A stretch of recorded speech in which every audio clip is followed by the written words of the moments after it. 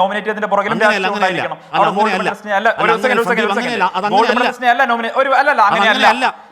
അങ്ങനെയല്ല സമ്മതിക്കുന്നു. അങ്ങനെയല്ല. നിങ്ങൾ പറയണ്ട, നിങ്ങൾ ഞാൻ പറഞ്ഞു കഴിഞ്ഞാൽ നിങ്ങൾ പറഞ്ഞാൽ മതി.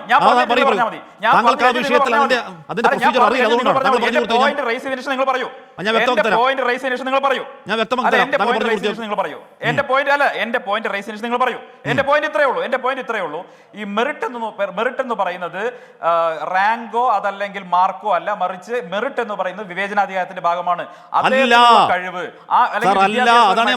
കലാപരമായിട്ടുള്ള കഴിവോ സർവകലാശാലകളുടെ ഗുണപരമായിട്ടുള്ള മാറ്റത്തിന് വേണ്ടി എങ്ങനെ ഉപയോഗിക്കാൻ സാധിക്കുമെന്ന് ഒരു വിദ്യാർത്ഥിയിൽ ഗവർണർക്ക് വിശ്വാസം തോന്നിയാൽ ആ വിവേചനാധികാരം ഉപയോഗിച്ചുകൊണ്ട് ഗവർണർക്ക് ചെയ്യാം.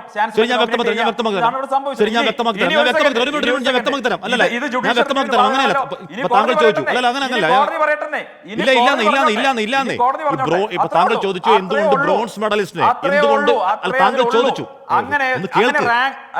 താങ്കൾ കാര്യം അറിയാതെ പറയുന്നതാണ്. താങ്കൾ കാര്യമറിയാത്ത ചോദ്യമാണ്. താങ്കൾ ഉച്ചമല്ല എന്നൊന്നും അറിഞ്ഞിരിക്കണമെന്നില്ല എന്ന് പറഞ്ഞാൽ ഈ ബ്രോൺസ് മെഡലിസ്റ്റ് എന്തുകൊണ്ട് അല്ല ഒരു ഞാൻ പറഞ്ഞുതരാം,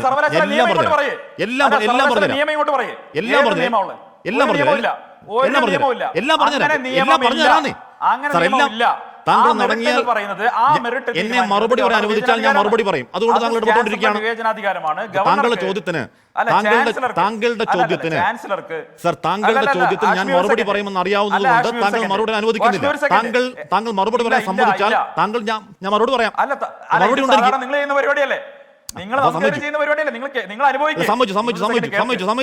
ഉത്തരവില്ലാത്തോണ്ട് സമ്മതിച്ചേ. നിങ്ങൾ കേൾക്കാൻ ബാധ്യസ്ഥനാണ്.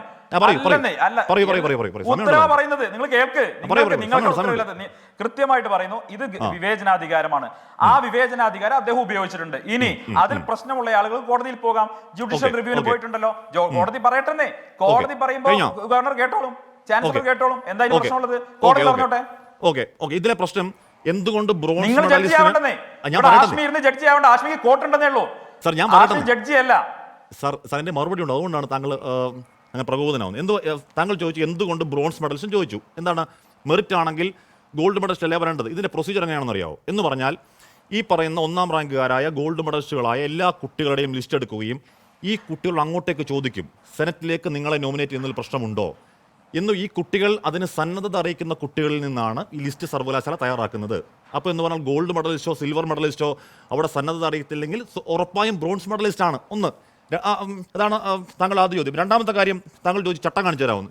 ഞാൻ ചട്ടം കാണിച്ചു തരാം എന്ന് പറഞ്ഞാൽ വായിക്കുന്നു.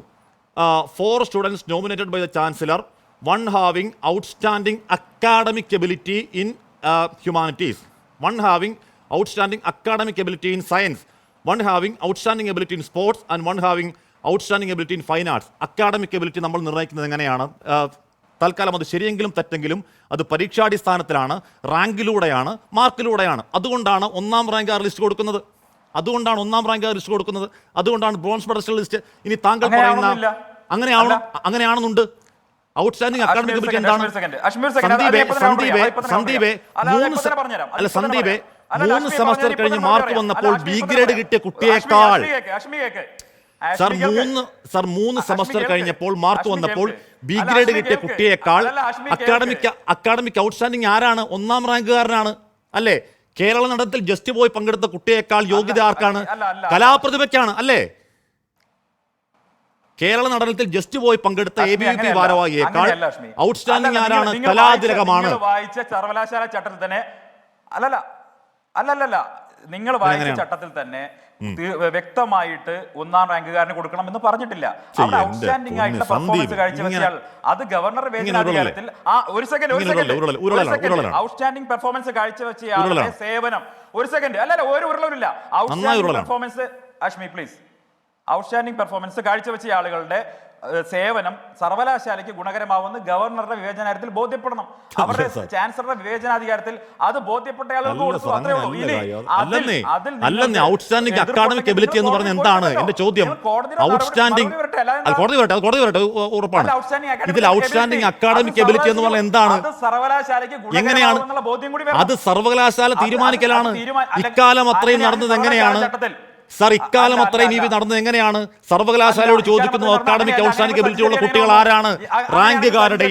റാങ്കുകാരുടെയും കലാതിലകത്തിന്റെയും ഒക്കെ അത് വേറെ കാര്യമാണ്. റാങ്കുകാരുടെയും കലാതിലകങ്ങളുടെയും പട്ടിക സർവകലാശാല കൊടുക്കലാണ്. റാങ്കുകാരുടെയും അത് രാഷ്ട്രീയമാണ്. സാർ, അത് രാഷ്ട്രീയമാണെന്ന് പറ. രാഷ്ട്രീയമാണ്, സമ്മതിക്കാം. അത് രാഷ്ട്രീയമാണ്. സമ്മതിക്കാം സന്ദീപേ, അത് രാഷ്ട്രീയമാണ്. ആരിഫ് മുഹമ്മദ് ഖാൻ കളിക്കുന്നതും രാഷ്ട്രീയമാണെന്നേ പറഞ്ഞുള്ളൂ. സാർ, സജി ചെറിയാൻ വന്നതിൽ, ചന്ദ്രശേഖരൻ വന്നതിൽ, പി പ്രസാദ് വന്നത് രാഷ്ട്രീയമാണ്, സമ്മതിക്കുന്നു. പക്ഷെ 4 യോഗ്യതയില്ലാത്ത ABVP-ക്കാരെ നുഴഞ്ഞു കയറ്റിയ ഒരു വധശ്രമ കേസിലെ ഒരു പ്രായമുള്ള ആനാവൂരൻ നാരായണൻ നായർ താങ്കൾക്ക് ഓർമ്മയുണ്ടോ? ആനാവൂരൻ നാരായണൻ നായർ ഓർമ്മയുണ്ടോ? ആരാണ് നാനാവൂർ നായരെ വെട്ടിക്കൊന്ന കേസിലെ പ്രതിയുടെ ഭാര്യക്കടക്കം നോമിനേഷൻ കൊടുക്കുന്നുവെങ്കിൽ അത് ആരിഫ് മുഹമ്മദ് ഖാന്റെ സംഘരാഷ്ട്രീയമാണ്.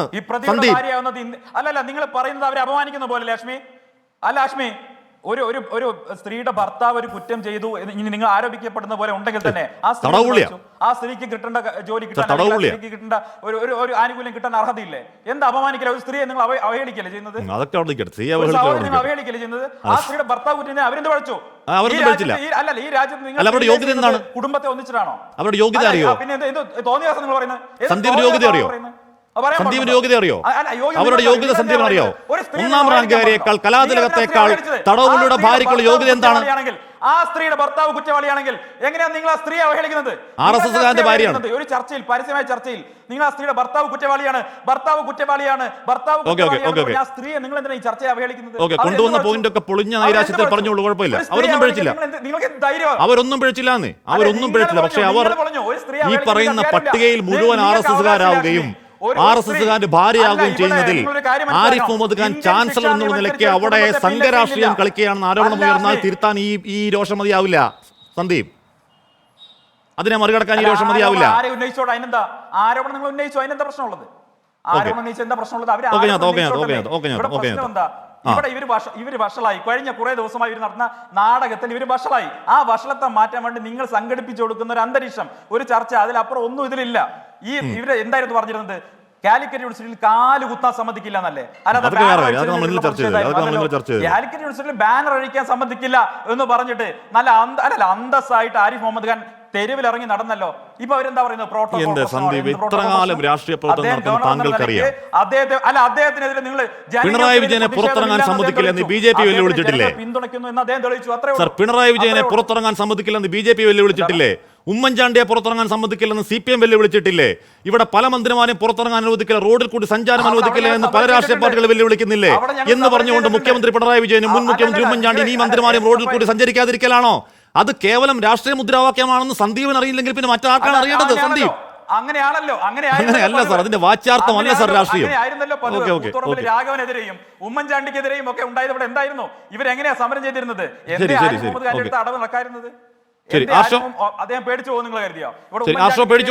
ഇവരെന്താ ചെയ്ത് കണ്ടിട്ടുള്ളതല്ലേ? സമരവീര് എവിടെ പോയി? പോയി ശരി, മറുപടി